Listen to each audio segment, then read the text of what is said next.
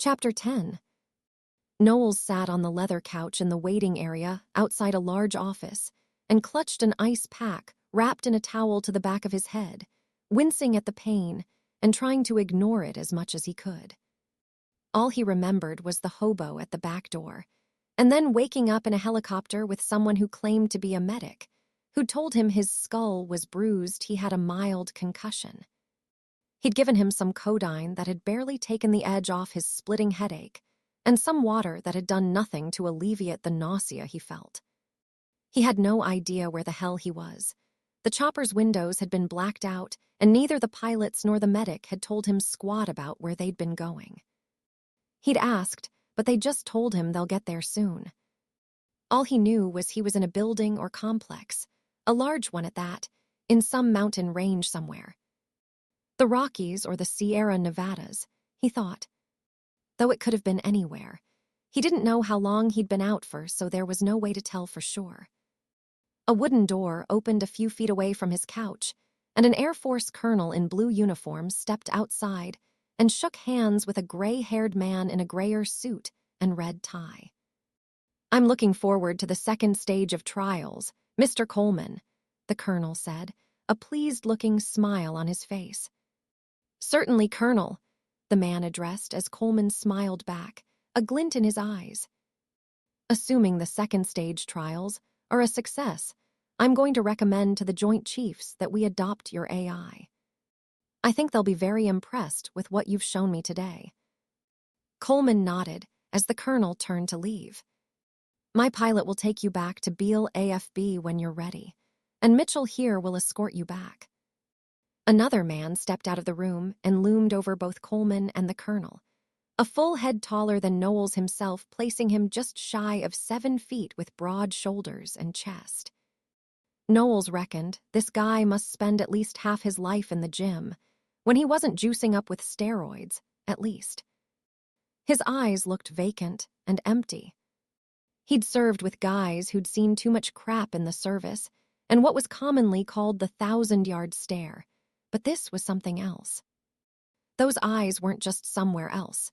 They were dead, emotionless. He looked as if he'd kill a man barehanded with no real effort and no real feeling. Knowles figured the guy was internal security from the looks of it. He looked like a complete psychopath. Knowles resolved not to get on that guy's bad side. Steroids and the colonel walked past him, neither acknowledging him as they went on by and disappeared down the corridor and turned a corner. Coleman turned to him and his face dropped, taking on a stern, almost angry facade that told Knowles that this wasn't going to be a friendly meeting. He stepped into the room, and Coleman gestured at him to sit at one end of a large, polished oak table. The room itself was immaculate, spotless but sparsely decorated, as if it were rarely used. Blinds concealed the outside world from view, and a dim bulb hung from the ceiling, below a fan that whirled and spun slowly and quietly, made obsolete by the air conditioning unit built into the wall. A pair of bronze-colored lamps stuck out the wall on either side of the window and cast a subtle glow in the room. Knowles wondered why they didn't just open the blinds. They were in a secure facility in the middle of nowhere.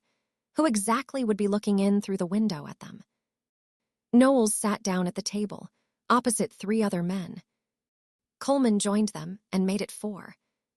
The mercenary looked across the table at the 4 men, all wearing suits and ties, all in their 50s, he guessed, and all looking like drab businessmen. One was Japanese, but the other 3 were all white. One of the 2 Caucasians apart from Coleman wore a red tie, and the other blue. A 5th man stood at the side of the table, big, but not as massive as the man he'd just seen. He was bald as an egg, too. Unlike the others, he wore jeans and a black shirt. He had the same blank, emotionless expression on his face. He could have easily been steroids' little brother, little being a relative term. The guy still looked like many a Marine he'd served with who'd gone overboard in the gym, minus the core. The hell did Kaliba find these people? Coleman took his seat with the other men and pulled out a pack of cigarettes. He lit one and placed the pack on the table. then took a long, leisurely drag and stared at Knowles. Sierra Corp was broken into last night, Coleman started, blowing out smoke from his mouth and nostrils as he spoke. Tell us what happened. I don't remember any of that, Knowles replied. He held the ice pack tighter to his head as the pain increased tenfold.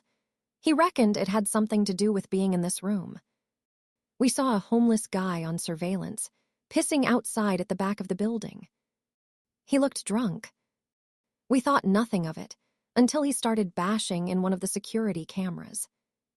I went outside to move him on, and that's it. I guess he had a buddy. The Japanese-looking guy leaned forward over the table. That buddy, as you put it, entered the building while you were unconscious and kidnapped Danny Dyson, the man we paid you to protect. His voice was full of acid and thinly veiled accusation. Clearly, this homeless man was part of an attempt to gain access to Sierra Corp, Coleman added. They outsmarted you. Whoever it was, they were clearly professionals, Knowles countered, not happy that his competence seemed to be brought into question here. We never saw a second guy on the cameras. One of the others placed a file on the table and slid it across to Knowles. He opened it and saw a surveillance photo of a blonde woman and a bald black man in one of the corridors of Sierra Corp. A second photo, taken 5 minutes later, revealed the two of them dragging a third person whom Knowles recognized as Danny Dyson. Sarah Connor, Coleman said. She broke into Sierra Corp, she took Danny Dyson, and she killed one of your men. Sarah Connor. Knowles was surprised as hell that she'd come back. He'd seen the photos of her from the day. They'd cleared the building and searched for Weaver and her AI. She'd been all over the news for the last 2 weeks. What the hell had she been doing there? She looked different in the surveillance photos, blonde and a different hairstyle, and glasses over her eyes. If he hadn't just been told, he wouldn't have recognized her at first, but as he looked closely at her face, he could see it was definitely her. She's becoming a threat to our operations, the Japanese man said plainly. And what are your operations, exactly? Knowles asked. It'd help me do my job a whole lot better if I knew more about what was going on here. You don't need to know, Coleman said. He stubbed out the cigarette and immediately pulled out and lit a second one, releasing a fresh plume of smoke into the air. I can tell you this, he said amicably. Danny Dyson is an extraordinary young man. I suppose you've found this from working with him so closely these past few days. He smiled. The kid kept to himself, Knowles shrugged, sensing he wasn't going to get anything more out of them. He knew he was better off not pushing the issue. One of the stipulations of his terms of service with Kaliba was that he didn't ask too many questions or go poking his nose into their classified business. He trusted these guys about as much as he could throw Baldy, stood silent and still at the side of the table. Didn't like to talk much to us. Well, let me enlighten you, Cole said, opening up a file on Danny Dyson, even though he knew all the details almost by heart. Daniel Joseph Dyson, aged 21. He was a brilliant child, skipped 3 grades and graduated high school at 15, received a double bachelor's degree in computer science and computer engineering from Cal Tech at 19, a master's at age 20. His IQ is 175, and he's shown a natural aptitude for anything technological and a willingness to follow in his father's footsteps. Danny Dyson's dream is to create a working artificial intelligence, which is what we're trying to do here. A fully functioning AI could be worth billions to the right people. That's what this is about, money. Typical, Knowles thought to himself. It all started to make sense now. The attack on Sierra Corp, taking over the building and letting Danny hack his way through everything they had.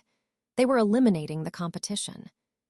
These guys probably had him figured as a dumb grunt, a gun for hire, and not much more. Sometimes that was fine with him. He didn't mind if that's what they'd thought, but he knew all too well the military applications for an AI.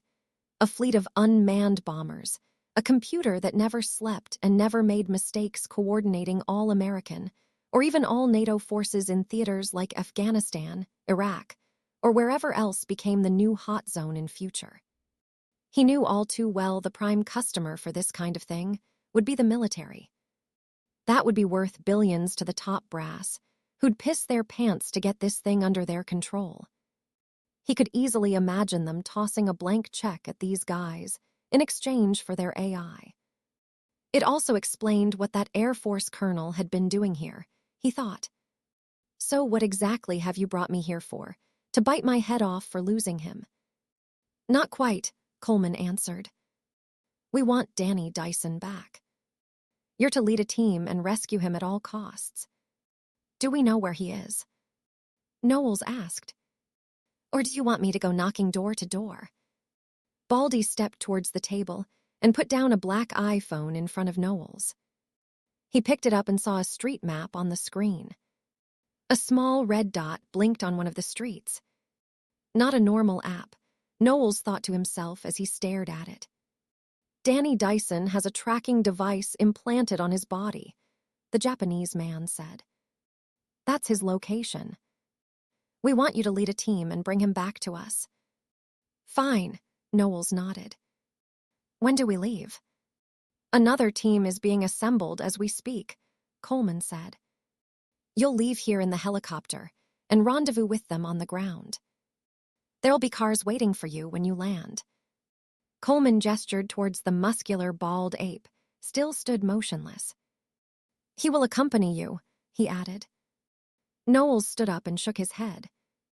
I don't need him, thanks. That's non-negotiable, the fourth man, silent up until now, spoke up. He comes with you, or your contract with us is terminated. Fine, Knowles said reluctantly. He didn't need some unreliable gym nut, and probably psychotic getting in his way. He'd never served with any of the men in his team, but they'd have all been ex-military and vetted by the same private security firm he was registered with. He turned around and opened the door, glad to leave the room. He turned back to see Coleman lighting up a third cigarette. Those things will kill you, you know, he smirked as he strolled out. The sooner this job was over and done with, the better, he thought. Coleman flicked ash from his third cigarette into a glass ashtray on the table, now half full. He beckoned to the bald T-888 stood sentinel at the table, and it looked at him, awaiting orders. You know what needs to be done, he told it. Yes, it replied stoically as it followed after Knowles. So do you. It had its orders, and among those was to ensure Coleman and the other humans, in collaboration with Skynet, fulfilled their assignments, and didn't threaten the developing Skynet in this time, where it was most vulnerable. It had worked with them, and the two former members of Kaliba, side by side for 15 years, but it wouldn't hesitate to kill them in a heartbeat if it detected any deception from them. It seemed unlikely. These humans were collaborating with machines against their own kind to ensure Skynet would spare them when it eliminated the human race. As long as they believed that, they'd cooperate. Sarah stared impassively at the terrified form of Danny Dyson, tied up to a chair and a hood covering his face, preventing him from seeing them. Sarah had rolled up a sock and shoved it into his mouth before placing a stretch of tape over his lips to keep him from making any noise. She knew that simply taping his mouth shut wouldn't be enough, and the sock was to fill the mouth cavity and prevent any noise at all from being generated. She looked at him as he slumped over in the chair. The only noise he'd made in hours was the occasional sniffle. Ellison stepped quietly into the living room and motioned for Sarah to come to him. She stepped away from Danny without saying a word and followed Ellison into his kitchen, making sure she closed the door behind her. Don't you think he's suffered enough now? Ellison asked. He still wasn't comfortable with this. He'd gotten used to the idea of living like a criminal. Now he guessed that since he was sheltering Sarah, that pretty much made him an accomplice. Now he had to add kidnapping to his conscience's rap sheet. It's only been a few hours, Sarah said in a hushed voice. She didn't want Danny to hear them, or at least to not know what they were saying. He's been tied up and gagged for 7 hours, Ellison softly said. Even if he cast aside his moral objections to Sarah's methods, he knew that sooner or later that Danny would need to use the bathroom. Ellison really didn't feel like clearing up if Danny couldn't hold it all in. Savannah's wondering what's going on, he added, nodding at the girl sat at the table, quietly eating a bowl of cereal and watching Sarah and Ellison through nervous eyes. She's scared. So is Danny, and that's how I want him, Sarah replied. She turned to Savannah, and her face softened. When you finish that, go upstairs and watch TV, okay? Savannah nodded obediently without hesitation. Are you going to hurt him? She asked. No, Sarah smiled, not sure if she believed herself and damn sure Savannah didn't either. We just need to ask him some questions. Is he bad? Sarah had to think about that for a moment. She'd only seen Danny twice, and both times he'd been a child. She had no idea who he really was now. But she couldn't tell Savannah that. No, but he works for some very bad people. We're just going to talk to him about them. Go upstairs, she said. Savannah started to leave the kitchen when Sarah stopped her. She opened up Ellison's freezer and found a big plastic tub of triple chocolate ice cream. She pulled a spoon out of a drawer and handed them both to Savannah. Take that and go watch some TV. We won't be long. Sarah waited until Savannah was upstairs, listening out for her footsteps ascending, before she and Ellison turned to the living room. Sarah pulled out her Glock as they entered, and Ellison pulled a pair of chairs from the dinner table with him, setting them up in front of Danny. He had a couch, but he didn't think he and Sarah sat back on a sofa would really give the right impression. Sarah yanked the hood off Danny's head and saw his eyes blinking rapidly, trying to adjust themselves to the light after hours in darkness.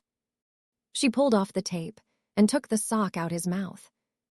Danny breathed in deeply, partly from having the sock rammed down his throat and partly through fear, and looked at Sarah first, then Ellison, with wide, fearful eyes.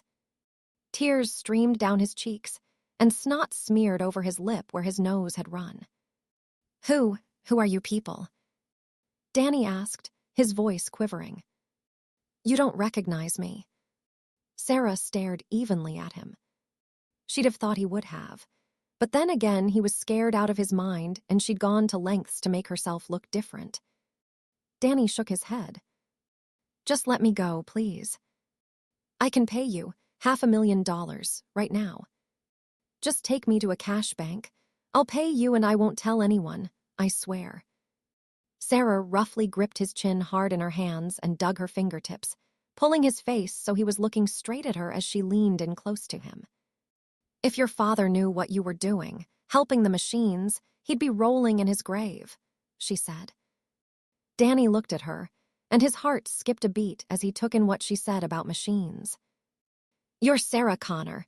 His voice was little more than a whisper. His eyes narrowed, and he felt himself turn cold at the woman in front of him. You killed my dad, he spat, his voice full of venom. You ruined my family. His mom hadn't been the same since Dad had gone. Part of her had died with him, and she'd walked around with a hole in her heart. He didn't struggle in his chair. He knew it was useless. But what he'd give to be set free.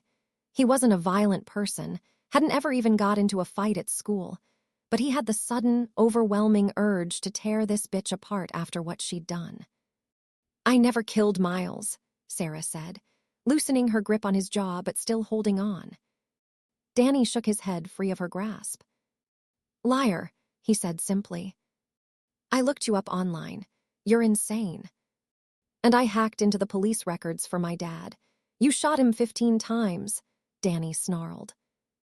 All because you don't like computers. Listen to her, Ellison said calmly. She's not lying.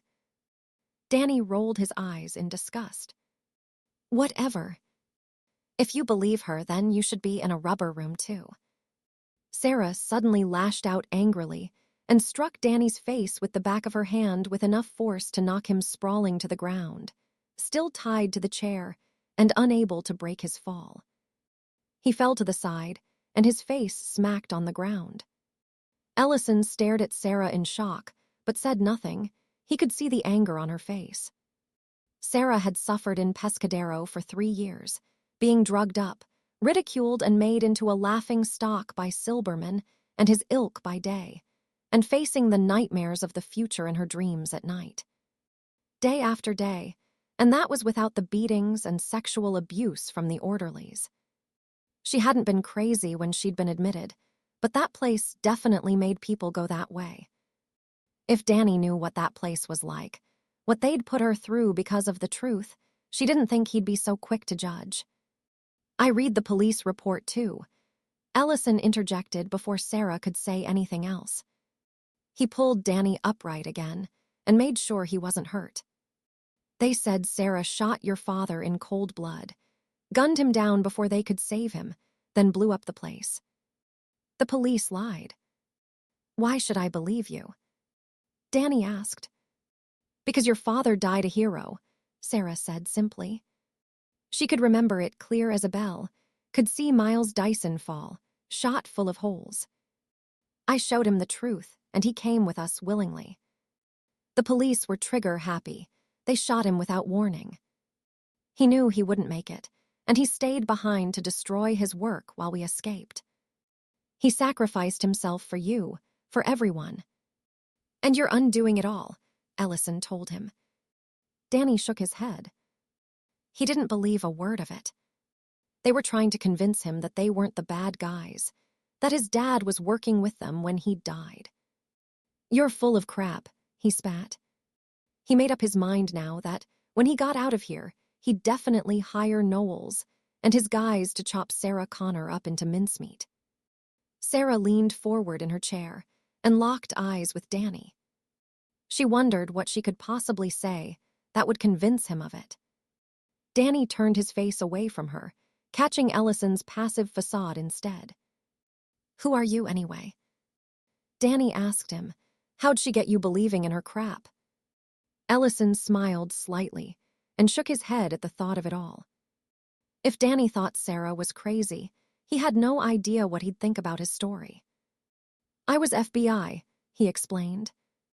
I was assigned to the Connor case after Cyberdyne blew up. I saw things and slowly realized she was right.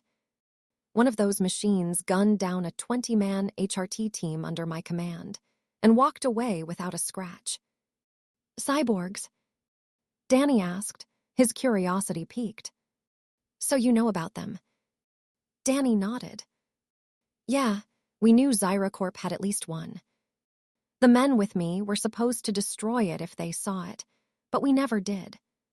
Sarah knew exactly why. John Henry had disappeared through time, which was why they'd never find a trace of the AI.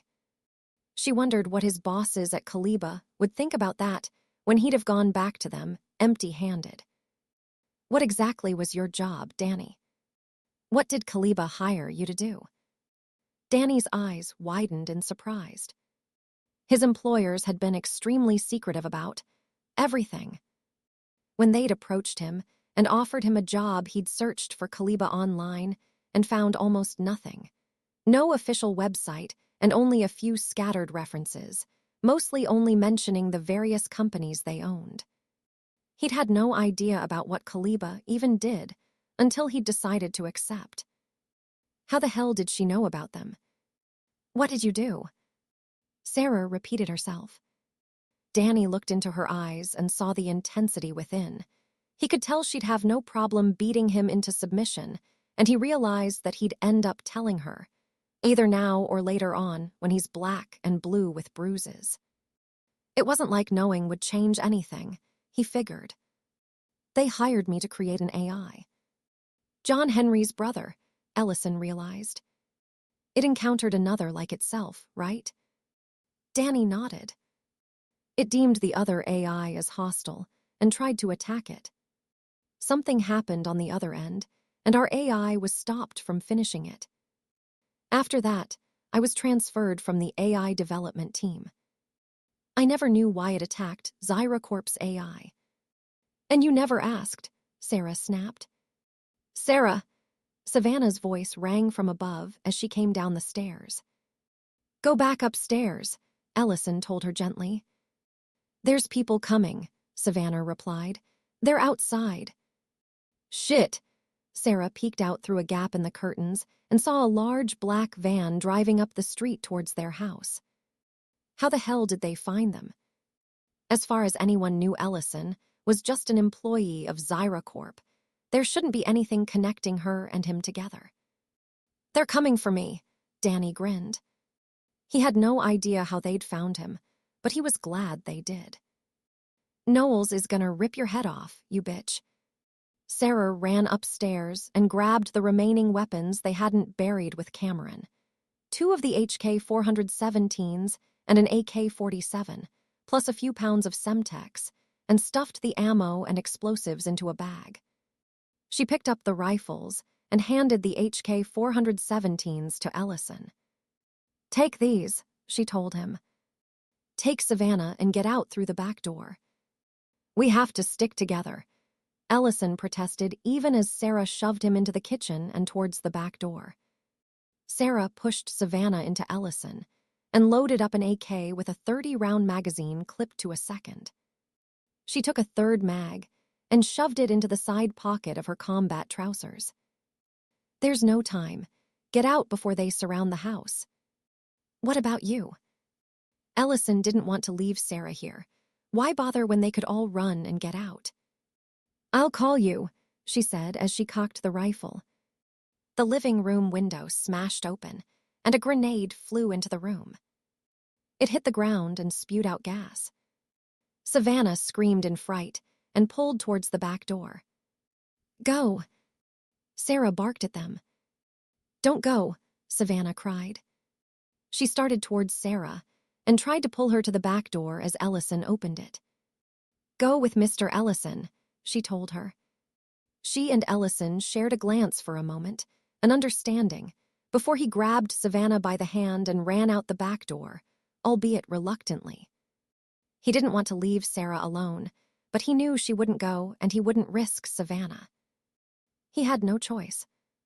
He bolted out through the backyard and pulled Savannah with him.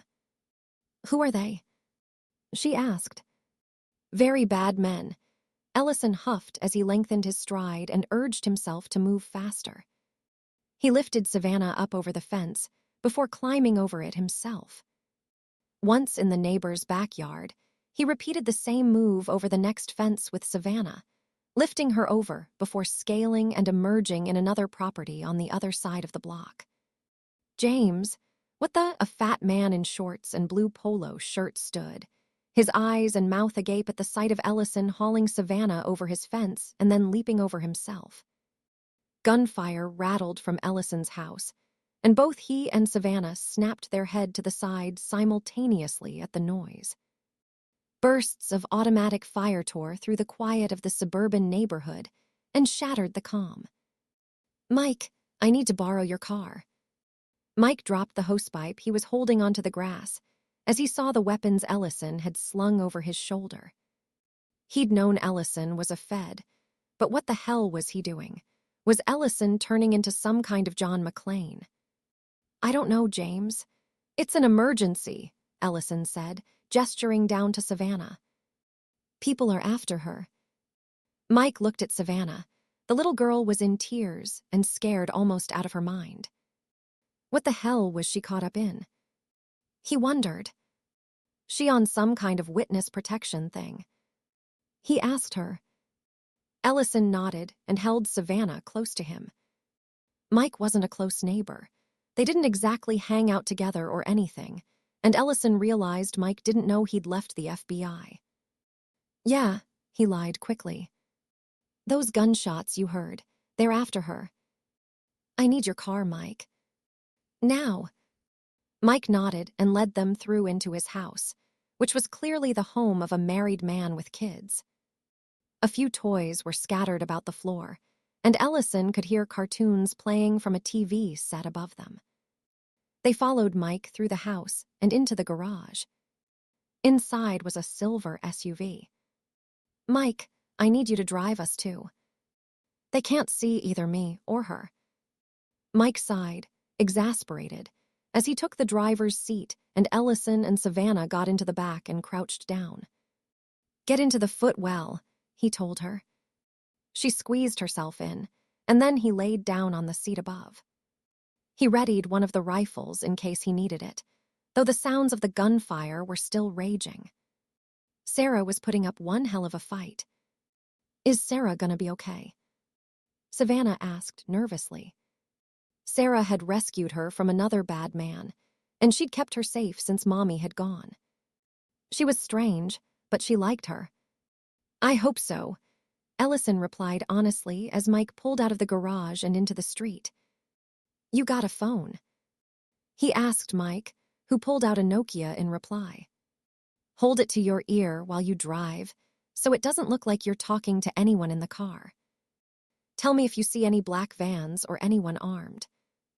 Mike did as he was instructed, wondering what the hell he'd gotten himself into. "Nothing yet," he told Ellison. He drove down the street and turned a corner. "Gunfires died down," he noted. Ellison dry swallowed nervously. If the gunfire stopped, that meant only one thing: the fight was over. He didn't know whether that was a good thing or bad. As soon as the back door slammed shut, Sarah rushed back to the staircase, holding her breath and squinting her eyes against the cloud of smoke that had filled the living room. She bounded up the stairs until she was halfway up, her heart pounding inside her chest, pumping blood through her. She took a couple of deep breaths to steady herself. She realized that in going up the stairs, she'd effectively trapped herself in the house, but that didn't matter so much now. She felt a strange sense of calm wash over her as she shouldered her AK and lined up her sights around chest height on the front door. The door exploded inwards with a bright flash, and the remnants fell down to the floor. A man burst through the doorway, wearing black SWAT gear and brandishing an MP5, swinging the barrel around to clear the room. Sarah pulled the trigger twice, and the man dropped to the ground. 1 o'clock up the stairs. One of them shouted as a second man passed through the doorway. Sarah gave him the good news with 3 shots this time and moved up to the top of the stairs, where she lay prone. Another man stepped through over the 2 corpses, and Sarah fired again. The rounds pinged off his chest and caused her heart to skip a beat. 888. Shit. It fired and hosed rounds up the stairs, forcing Sarah to roll away. She felt the bullets cut through the air where she'd been a split second ago and pushed herself up onto her knees, leaning against the wall and out of the machine's line of sight. She pulled the pin on a grenade and tossed it over the banister and dived into the cover of Ellison's spare bedroom where she'd been sleeping. A split second later, the grenade exploded and the house shook. Sarah leaned over the banister and saw the machine was floored, splayed out on its back from the force of the blast. She switched to automatic and loosed off several short bursts, spraying the machine with rounds, using the weight of her fire to keep it down until she spotted a stun grenade soaring through the broken window. Crap! Sarah dropped back down below the banister as it detonated and released deafening noise that pounded her skull and threatened to burst her eardrums. She ducked down fast enough to avoid being blinded by the flash of light. Boots stamped up the stairs, and Sarah fired on the first head she saw to clear the banister. The burst pierced his Kevlar helmet and dropped the man as her AK clicked empty. She retreated into the spare room and slammed the door shut, taking the split second to lock it and push the wardrobe over so it blocked the single entrance to the room. It wouldn't do much, but might buy her a couple seconds extra. She retreated to the window and started to pull it open. It wasn't much of a drop, and if she could get away, she could rendezvous with Ellison and then work out what the hell to do next. She started to open it, but movement in the backyard caught her eye. Black-clad figures vaulted over the fence and took up position at the rear of the house. She was completely boxed in now. There was no escape. Sarah crouched behind the bed, pulled the empty magazine out, turned it over and slotted the fresh one in. Sarah was determined to take out as many of these bastards as she could. Whatever it took to hinder Kaliba and buy Ellison and Savannah some time, the future was in Ellison's hands now. She smashed the window glass with the butt of her rifle and threw out another grenade. She turned back to face the door. She heard the shouts from the men outside and the grenade's explosion coupled with a tremor throughout the house, but she didn't know if anyone had been caught in it or not. Gunfire shredded the door and chopped the wood into splinters. Sustained bursts of automatic fire from several weapons chewed it to pieces and bit deep into the wall behind Sarah. She flattened herself against the floor and just hoped none of the rounds would hit her. She knew she couldn't just hide behind the bed.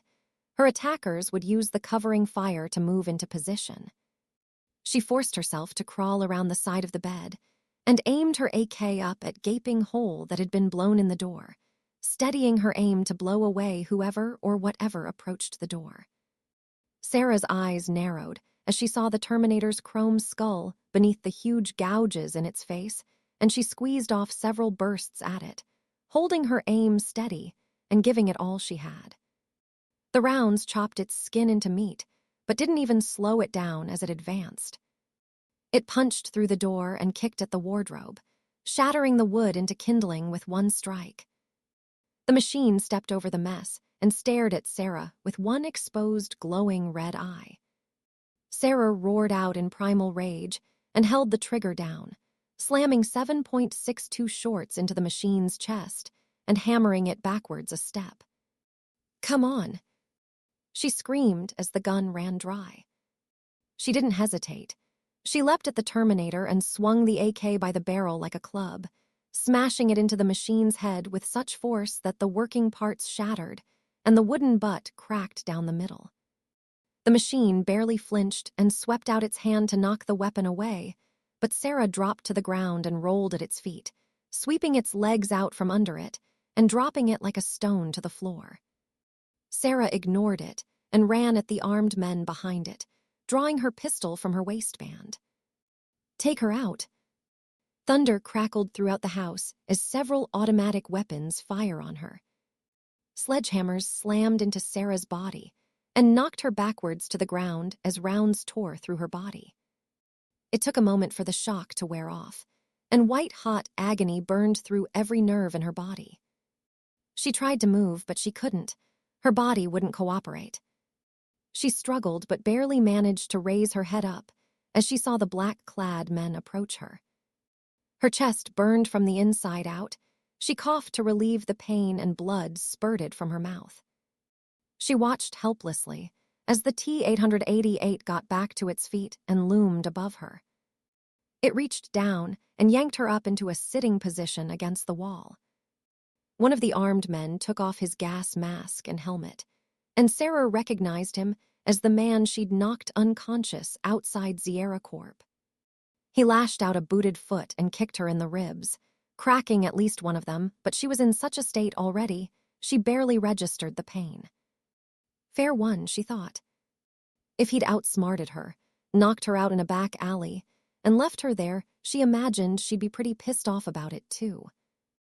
"Where's John Connor?" The machine asked her. Its glowing red orb glared at her whilst remaining eyes stared at her impassively. "Dead," Sarah coughed, a wry smile on her face, knowing it could never get to him. "You're lying," the machine said simply. It scanned her body and saw she had 6 bullet wounds to her torso, 1 to her left arm and 2 to her left leg, 1 in the thigh and 1 that had shattered her kneecap. It placed its foot down on her knee and pressed down hard. Sarah barely reacted. She was in so much agony that one more injury didn't make any difference now. "You won't find him." She sucked a mouthful of saliva and blood, and with the last of her strength, spat it up at the machine's face. The Terminator raised its gun at Sarah, and she calmly closed her eyes. She found it strange that she wasn't afraid. All she felt was pure contempt for the machine and the people in front of her, and bitter sorrow and regret for John. She'd failed to stop it. "I'm sorry, John, I tried." "I love you, John," she whispered, hoping wherever he was that he was safe and he'd find what he was looking for. The Terminator fired once. The round struck Sarah's forehead and split her skull open in a shower of blood, and she slid unceremoniously to the ground, where her blood pooled out around her. Noel stared down at Sarah's body and spat on it. That bitch had killed 3 more of his team. The machine barged past him and descended the staircase, and Knowles caught a glimpse of the metal underneath the skin and gasped in shock. He thought the only cyborgs belonged to Zyra Corp. Why the hell did Kaliba have them too? Whatever, that was a thought for another time. He still had a mission to complete.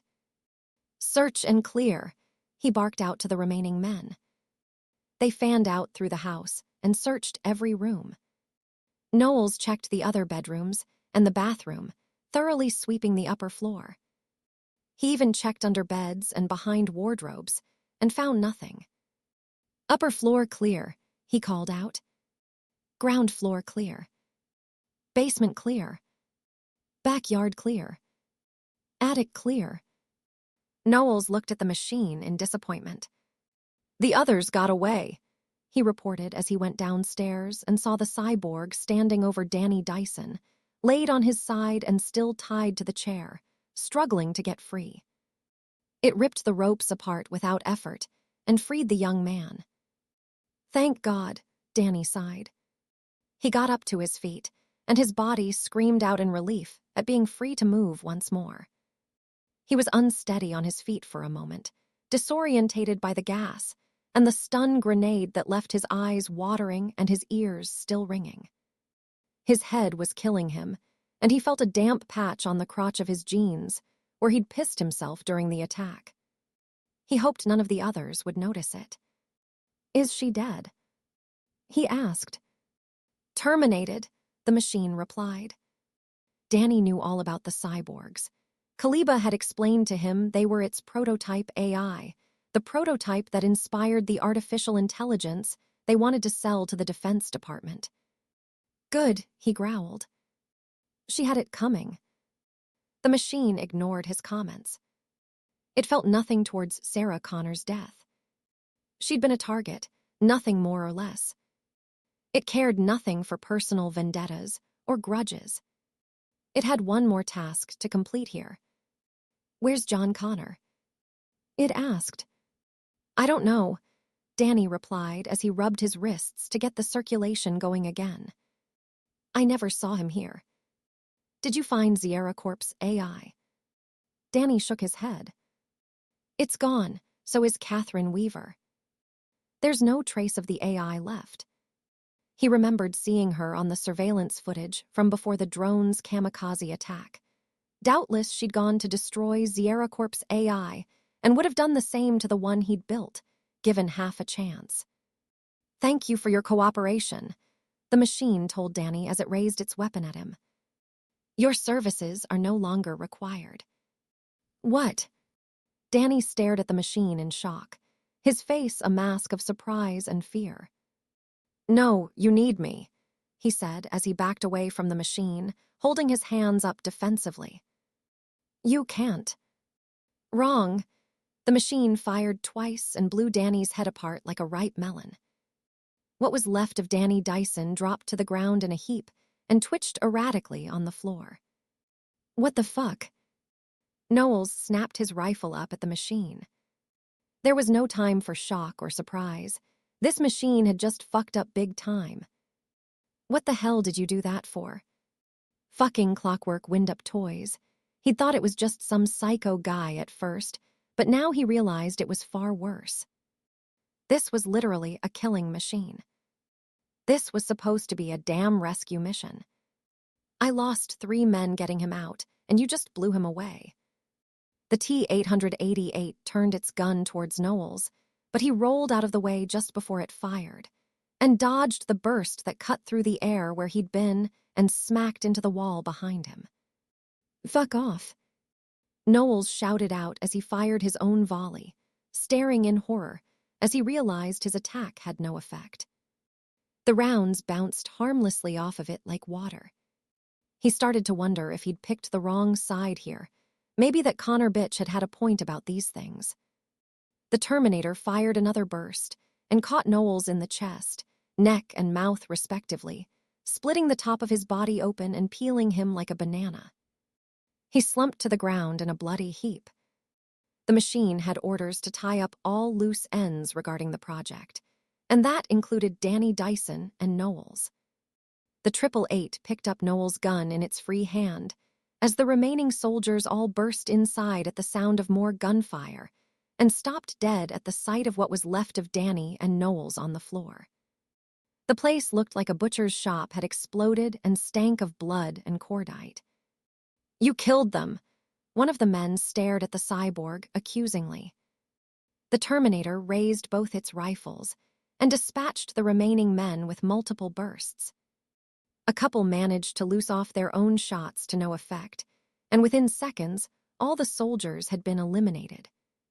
The Terminator stepped over their dead bodies and left the house through the front door.